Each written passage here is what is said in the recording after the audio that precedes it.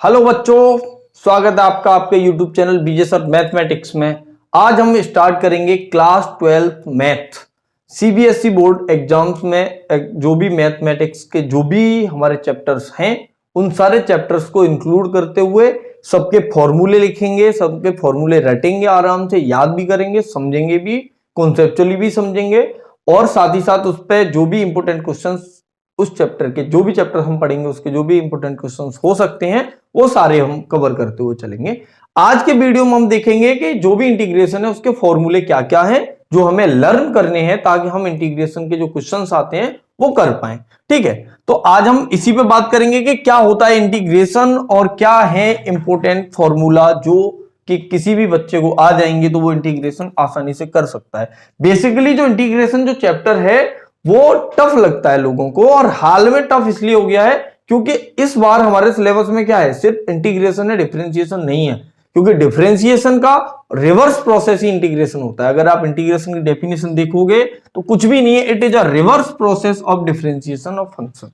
अगर हम किसी फंक्शन का डिफरेंशिएशन करेंगे, उस डिफरेंशिएशन को अगर हम इंटीग्रेट करेंगे तो वापस हमें वही मिल जाएगा जिसको हमने डिफरेंशिएशन किया था स्टार्टिंग में।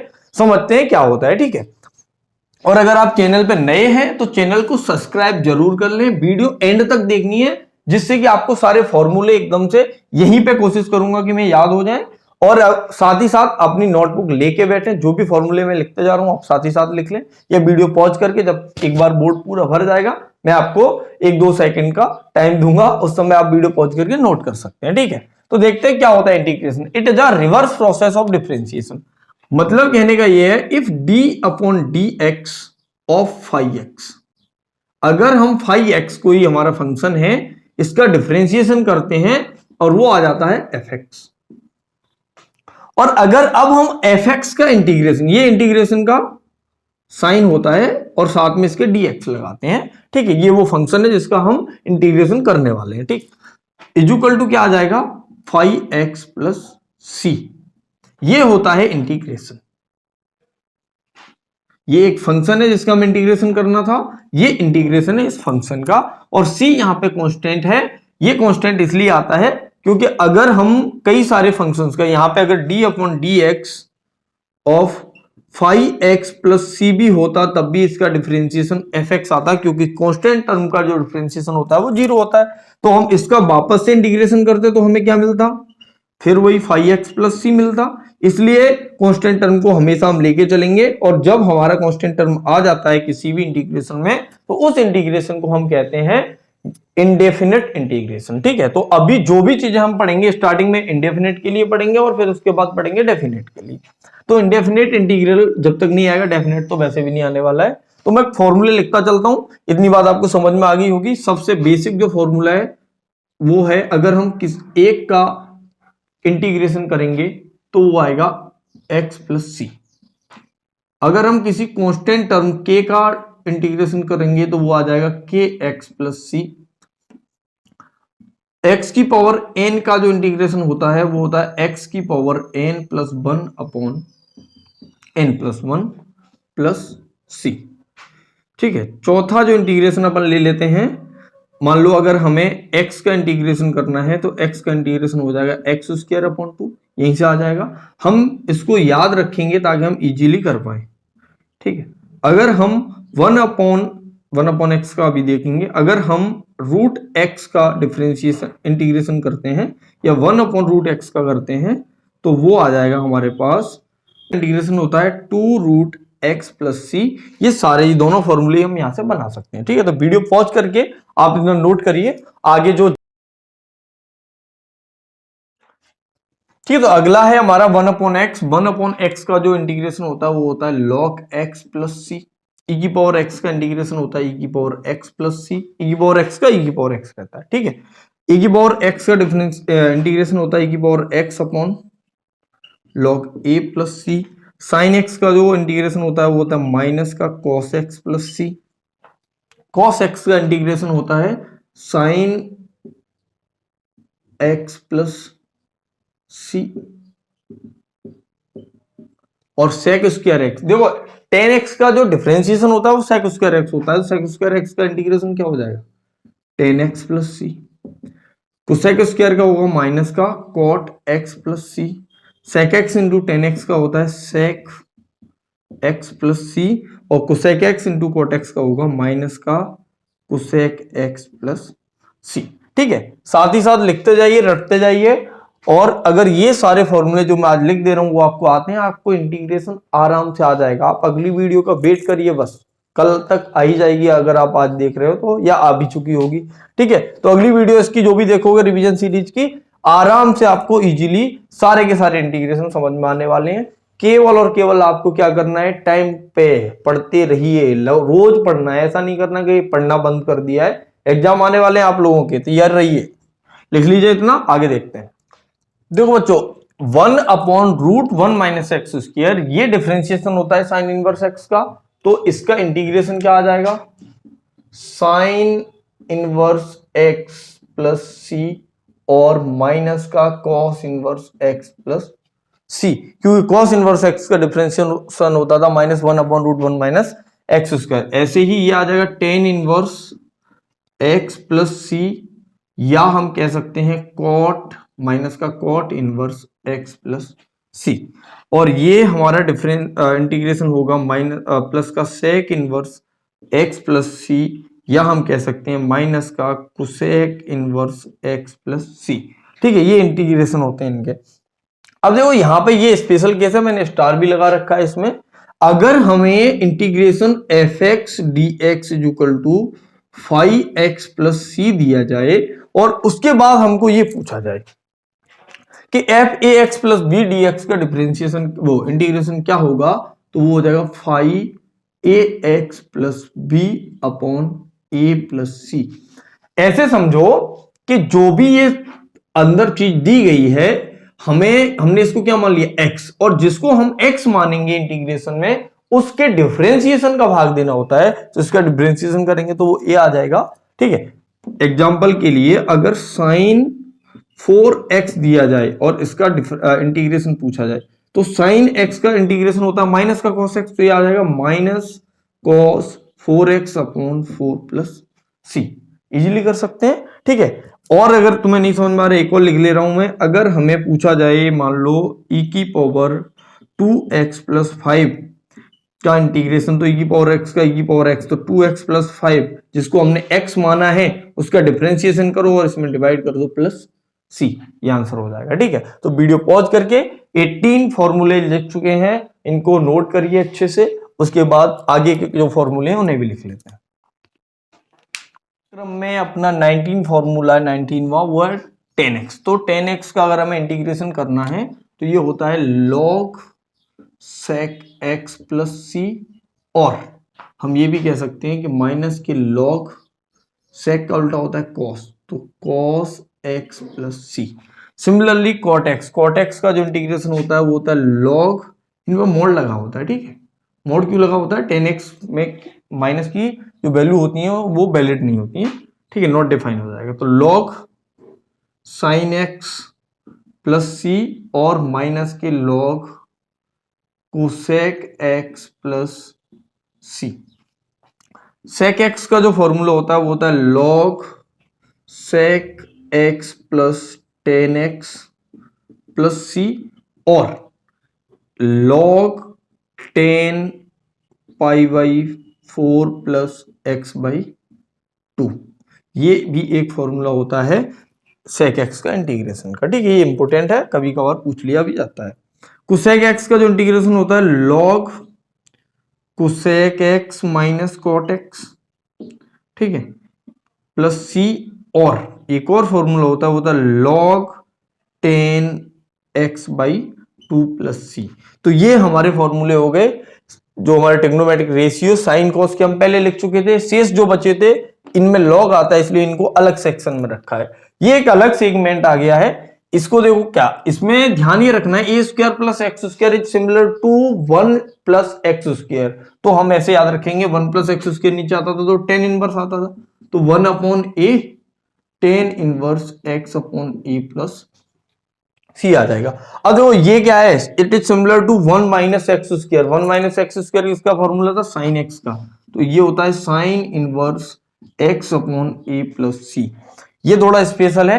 ठीक है, इसको क्या, इसका फॉर्मूला है 1/2a log x माइनस ए अपॉन एक्स प्लस ए प्लस सी, और इसका जो फॉर्मूला है वो है 1/2a log ए प्लस एक्स अपॉन ए माइनस एक्स प्लस सी।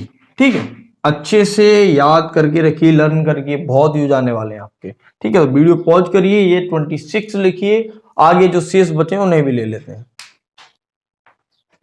अगला जो क्रम है 27 का, इसका जो इंटीग्रेशन होता है वो होता है 1/√x² माइनस ए स्क्वायर का इंटीग्रेशन होगा log mod x plus √x² minus a square. ठीक है, प्लस सी। और 28वां सेम ऐसे ही है log x plus √x² plus a square plus सी।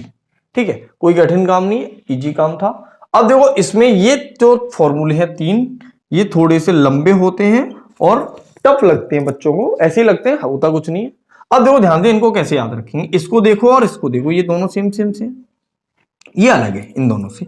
तो ये होता है x/2 √x² minus a square, वैसा का वैसे माइनस है यहां बीच में, तो माइनस का चिन्ह, a²/2 log, और जो ऊपर लिखा है वही का वही x plus √x² minus a square plus c.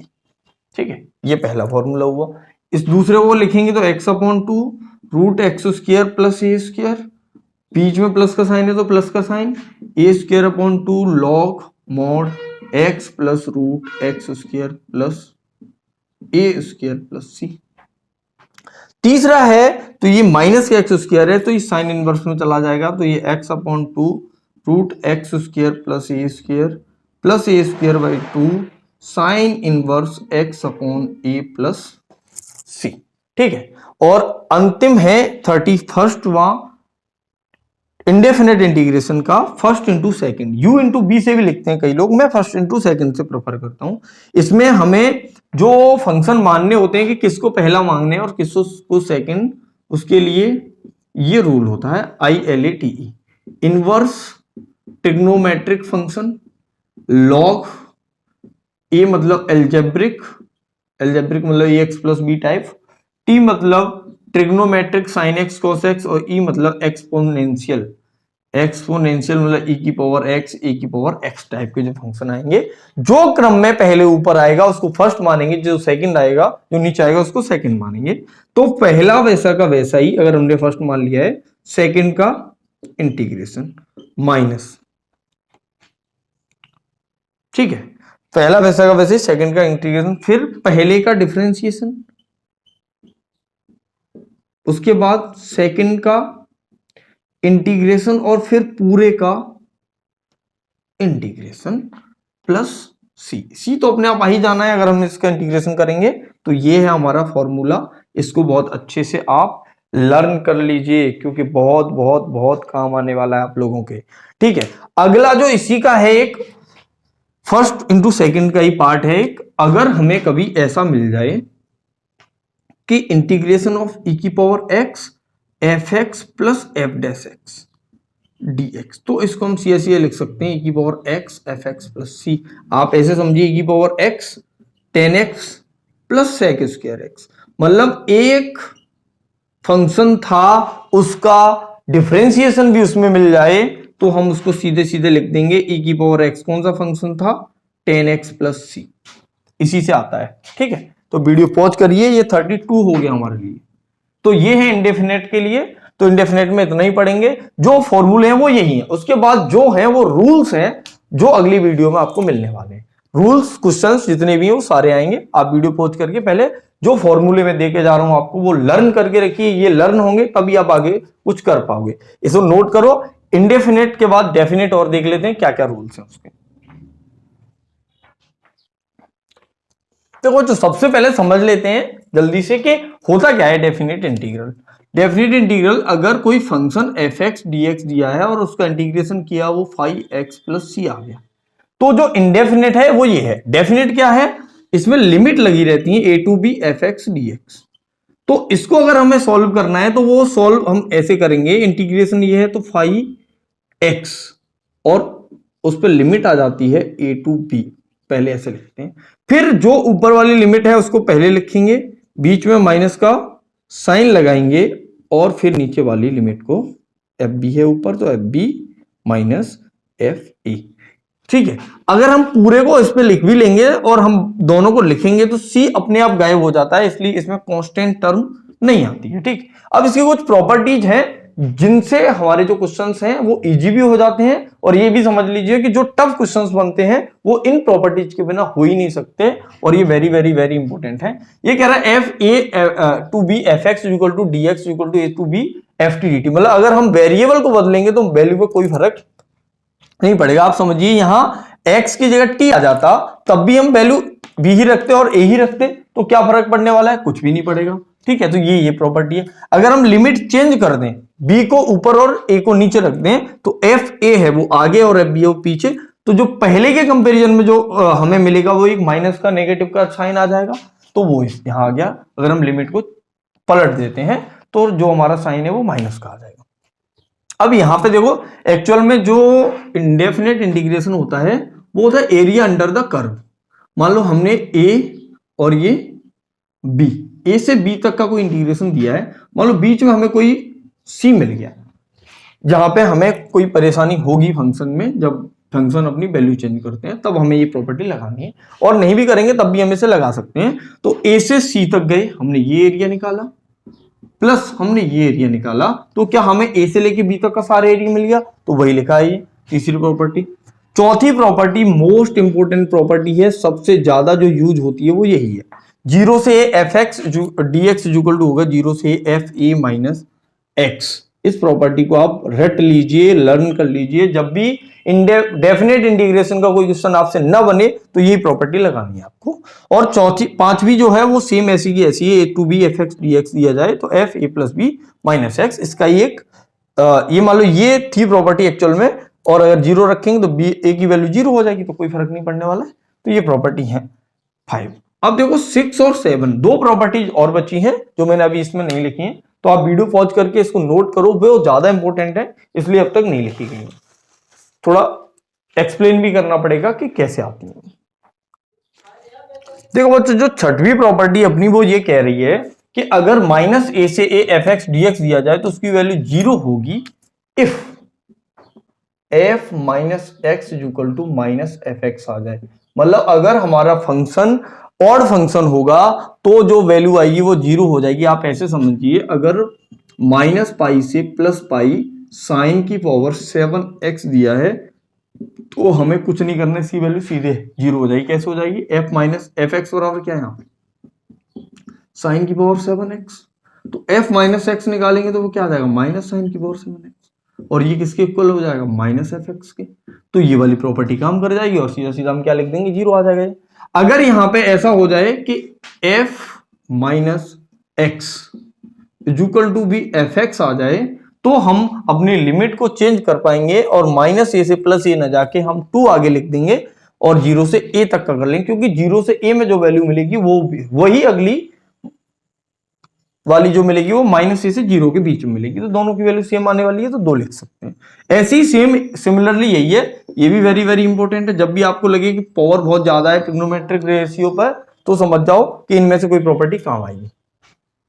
ये क्या कह रहा है, पहले दूसरी को समझिए कि if f two a minus x equal to f x आ जाए तब तो हम इसे लगाएंगे कि जीरो से 2a F x d x है तो 2a से जीरो से a F x d x लिखा जा सकता है अगर ऐसा हो तो।